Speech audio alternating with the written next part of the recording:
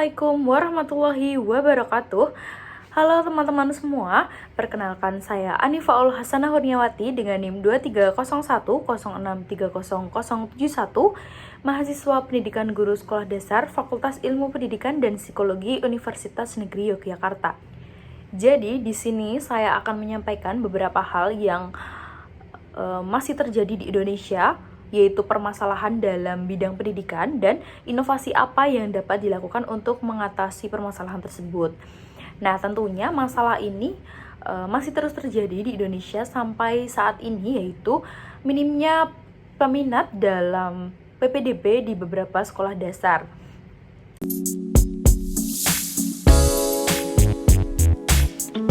Nah, saya mengambil beberapa fakta dari berita yang dipublikasikan. Yang pertama yaitu berita yang dipublikasikan oleh kompas.com pada 18 Juli 2023 yang membahas tentang 7 sekolah dasar di negeri Solo yang mengalami sepinya peminat selama penerimaan peserta didik baru.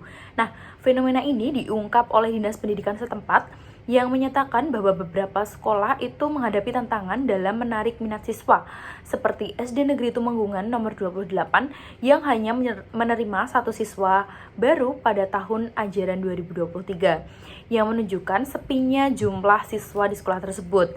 Hal ini disebabkan oleh beberapa faktor, termasuk lokasi sekolah yang tidak strategis dan rendahnya populasi anak usia di sekolah dasar di sekitarnya. Nah, yang kedua yaitu berita dari Tempo pada 6 Juli 2024 yang melaporkan bahwa 2 sekolah dasar negeri di suatu wilayah itu harus ditutup karena jumlah pendaftar yang sangat rendah selama penerimaan peserta didik baru. Nah, dikatakan bahwa salah satu sekolah hanya menerima 4 calon siswa baru. Hal ini menunjukkan adanya kekurangan minat dari masyarakat terhadap sekolah-sekolah tersebut. Nah, penutupan sekolah ini disebabkan oleh sejumlah faktor, termasuk jumlah penduduk di wilayah tersebut yang tidak cukup. Dan yang kedua, ketidakpopuleran dan rendahnya daya tarik sekolah tersebut menjadi penyebab mengapa masyarakat lebih memilih sekolah lain, termasuk sekolah swasta yang mungkin menawarkan fasilitas lebih baik atau metode pembelajaran yang lebih menarik. Kemudian yang ketiga yaitu berita dari Detik Jatim pada 10 Juli 2024 yang mengungkapkan bahwa 1 sekolah dasar negeri di Kota Malang itu hanya menerima 1 siswa baru selama penerimaan peserta didik baru. Situasi ini menunjukkan adanya penurunan minat orang tua untuk mendaftarkan anak-anak mereka ke sekolah tersebut. Beberapa faktor yang diperkirakan menjadi penyebabnya itu antara lain rendahnya populasi anak usia sekolah dasar di area tersebut dan persaingan dengan sekolah swasta yang mungkin menawarkan fasilitas atau kurikulum yang lebih menarik. Kemudian yang terakhir yaitu berita dari Antara pada tanggal 3 Juli 2024 yang mengungkapkan bahwa di Kota Semarang beberapa sekolah dasar negeri itu mengalami kekurangan siswa pada penerimaan peserta didik baru tahun 2023. Beberapa contoh yang mengalaminya adalah SD Negeri Wonodri, SD Negeri Karangkidul, SD Negeri Pelalangan 2, dan SD Negeri Sumurrejo 1. Nah, data menunjukkan bahwa dari kuota yang disediakan untuk masing-masing sekolah, hanya sedikit siswa yang diterima. Misalnya di SD Negeri Wonodri yang memiliki kuota 28 siswa, hanya 10 siswa yang diterima. Situasi serupa terjadi di SD Negeri Karangkidul dengan hanya menerima 6 siswa, dan SD Negeri Pelalangan 2 yang menghadapi kondisi yang sama. Nah, penurunan jumlah pendaftar ini mengindikasikan adanya masalah yang lebih luas terkait minat masyarakat terhadap pendidikan di beberapa wilayah di kawasan pinggiran maupun perkotaan.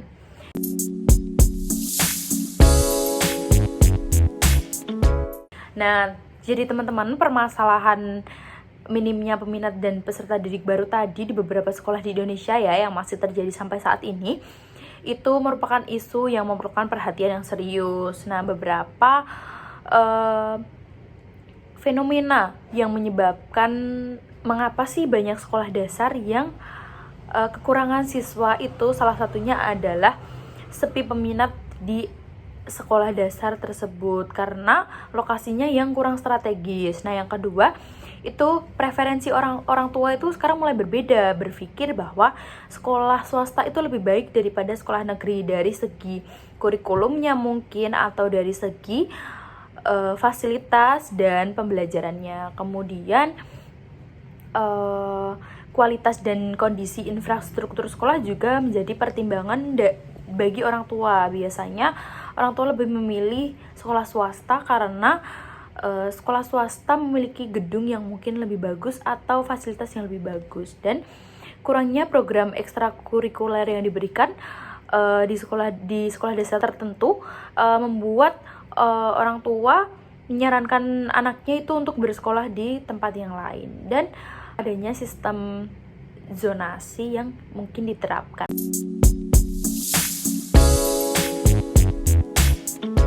Kemudian apa inovasi yang dapat dilakukan?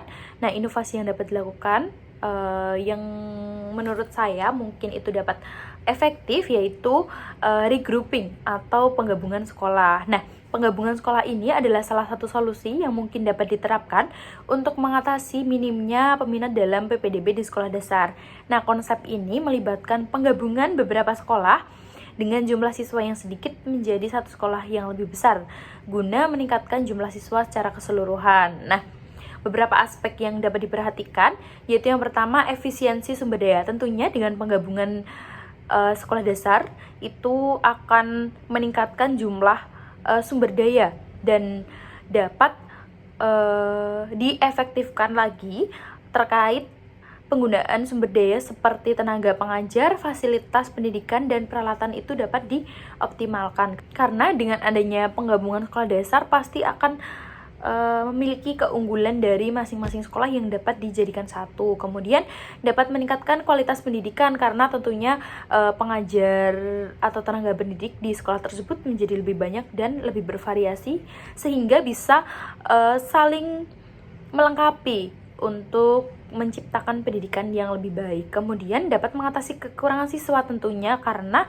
dengan penggabungan sekolah dasar tersebut siswa akan menjadi satu, dan kekurangan tersebut dapat ditutupi satu sama lain. Tentunya ada beberapa tantangan yang harus dihadapi, yaitu yang pertama masalahan tentang transportasi. Karena adanya penggabungan sekolah dalam satu wilayah tentu akan terdapat peserta didik yang rumahnya menjadi semakin jauh dengan sekolah, jarak dengan sekolah itu semakin jauh.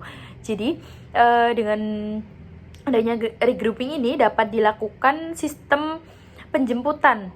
Nah, sekolah dapat mengadakan transportasi penjemputan anak-anak di satu titik yang sudah ditentukan. Jadi orang tua bisa mengantar anak ke titik jemput, dan transportasi dari sekolah akan menjemput anak-anak di titik jemput dan mengantarkan ke sekolah, begitu juga saat pulang. Kemudian hal ini juga harus didukung dengan bantuan dari beberapa pihak, terutama dari masyarakat sekitar, karena mungkin ada beberapa masyarakat yang tidak bisa menerima. Jadi harus diadakan sosialisasi untuk memudahkan komunikasi dengan masyarakat dan bisa menampung pendapat-pendapat dari masyarakat yang mungkin itu nantinya akan menjadikan penggabungan sekolah tersebut menjadi lebih baik lagi. Kemudian secara keseluruhan regrouping ini bisa menjadi solusi efektif untuk mengatasi minimnya peminat di sekolah-sekolah dasar.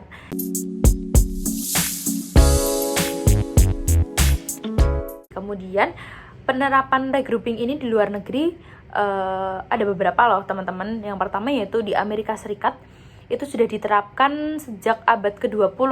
Nah, di Amerika Serikat penggabungan sekolah itu sering dilakukan di wilayah-wilayah yang rural untuk mengatasi masalah seperti penurunan populasi siswa dan keterbatasan anggaran. Nah, program ini bertujuan untuk meningkatkan efisiensi operasional serta pengurangan biaya administratif dan perluasan akses ke fasilitas yang lebih baik. Jadi di Amerika Serikat sendiri sudah ada peraturan yang menetapkan bahwa harus dilakukan penggabungan sekolah jika siswa dalam sekolah itu kurang dari 350.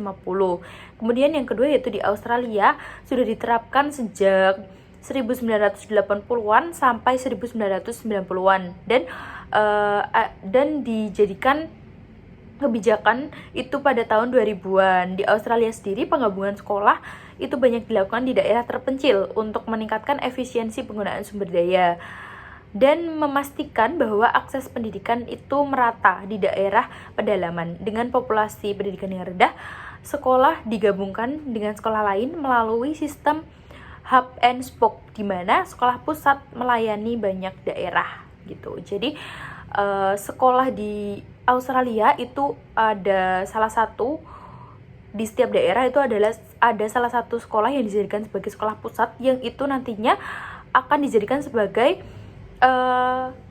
layanan untuk sekolah-sekolah yang ada di daerah.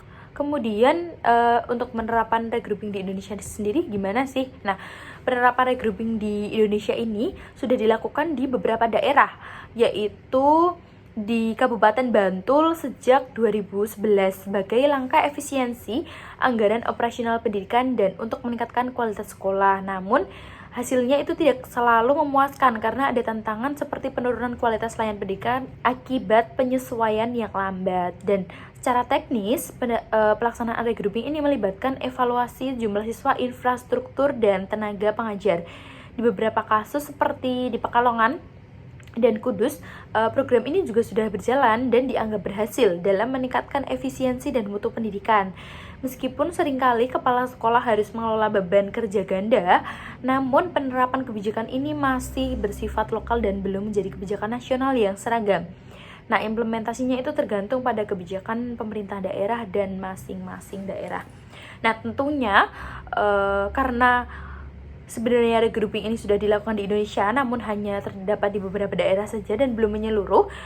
Mungkin kedepannya regrouping ini bisa dijadikan sebagai kebijakan seperti di Amerika Serikat, yang membuat kebijakan bahwa jika sekolah dasar memiliki siswa kurang dari yang sudah ditentukan harus melakukan penggabungan. Mungkin di Indonesia dapat dibuat kebijakan agar pendidikan di Indonesia menjadi lebih baik lagi. Sekian yang dapat saya sampaikan, kurang lebihnya saya mohon maaf. Wassalamualaikum warahmatullahi wabarakatuh.